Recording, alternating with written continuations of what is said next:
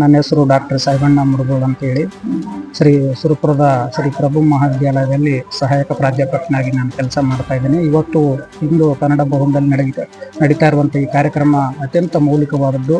ಶ್ರೀ ಸದ್ಗುರು ರಂಗಲಿಂಗೇಶ್ವರರ ಕುರಿತಾದಂಥ ಈ ಕಾರ್ಯಕ್ರಮ ಜನಮನವನ್ನು ತಲುಪುವುದರಲ್ಲಿ ಎರಡು ಮಾತಿಲ್ಲ. ಸದ್ಗುರು ರಂಗಲಿಂಗೇಶ್ವರರು ಕೇವಲ ಆಧ್ಯಾತ್ಮ ಪುರುಷರಷ್ಟೇ ಅಲ್ಲ, ಅವರವರು ತತ್ವಪದಕಾರರು, ಅವರವರ ಸಮಾಜಮುಖಿ ನಿಲುವಿನ ಅಧ್ಯಾತ್ಮ ಮೇರು ಶಿಖರ ಅಂತೇಳಿ ನಾವು ಪರಿಭಾವಿಸಬೇಕಾಗಿದೆ. ಅವರಿಂದ ರಚಿತವಾದಂಥ ಸುಮಾರು 170ಕ್ಕೂ ಮಿಗಿಲಾದಂಥ ತತ್ವಪದಗಳು ನಾಡಿನಾದ್ಯಂತ ವೈಚಾರಿಕತೆ ಕೂಗನೆಬ್ಬಿಸಿವೆ ಅಂತೇಳಿ ಈ ಸಂದರ್ಭದಲ್ಲಿ ನಾನು ಭಾಳ ಹೆಮ್ಮೆಯಿಂದ ಹೇಳಬೇಕಾಗ್ತದೆ. ಸದ್ಗುರು ರಂಗಲಿಂಗೇಶ್ವರರು ಕೇವಲ ಆಧ್ಯಾತ್ಮಿಕ ಪರಿಸರದ ಅಷ್ಟೇ ಅಲ್ಲ, ತಮ್ಮನ್ನು ತೊಡಗಿಸಿಕೊಳ್ಳದೆ ಸಮಾಜಮುಖಿ ಕಾರ್ಯಕ್ರಮಗಳಲ್ಲೂ ಸಮಾಜಮುಖಿ ನಿಲುವು ಸದ್ಗುರು ರಂಗಲಿಂಗೇಶ್ವರ ಕಡೆಯಿಂದ ದೀಕ್ಷೆಯನ್ನು ಪಡೆದುಕೊಂಡು ಸುಮಾರು 30 ವರ್ಷ ನಡೀತಾ ಇದೆ.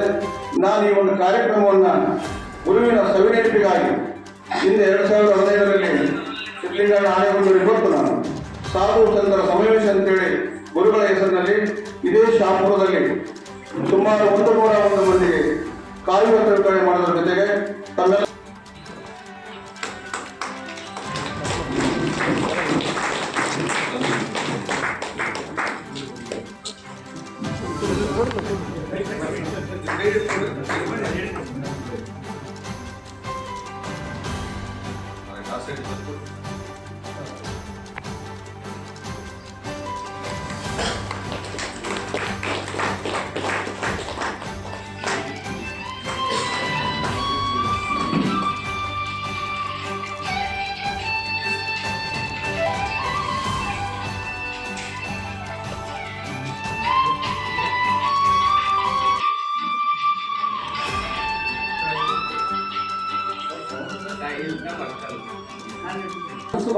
ಇವತ್ತಿನ ಆಧುನಿಕ ಸಮಾಜದಲ್ಲಿ ಕಡಿಮೆ ಆಗಿದೆ ಎನ್ನುವಂತಹ ಒಂದು ವಿನಂತಿಯನ್ನು ಮಾಡ್ತಾ, ಸದ್ಗುರು ರಂಗಲಿಂಗೇಶ್ವರರ ಬಹುಮುಖಿಯಾದಂತಹ ಕಾರ್ಯಗಳು, ಸದ್ಗುರು ರಂಗಲಿಂಗೇಶ್ವರರ ಬಹುಮುಖಿಯಾದಂತಹ ಏನು ಕಾರ್ಯಕ್ಷೇತ್ರ ಇದೆ ಅದರ ಕುರಿತಾದಂತಹ ಬೆಳಕು ಚೆಲ್ಲುವಂತಹ ಕಾರ್ಯಗಳು ಮತ್ತಷ್ಟು ಸಮಾಜದಲ್ಲಿ ವ್ಯಾಪಕವಾಗಿ ನಡೆಯಲಿ ಎನ್ನುವಂತಹ ಆಶಾವಾದ ಮೂಲಕ ನಾನು ತಮ್ಮನ್ನು ಮಾತನಾಡಬೇಕಾಗ್ತೇನೆ.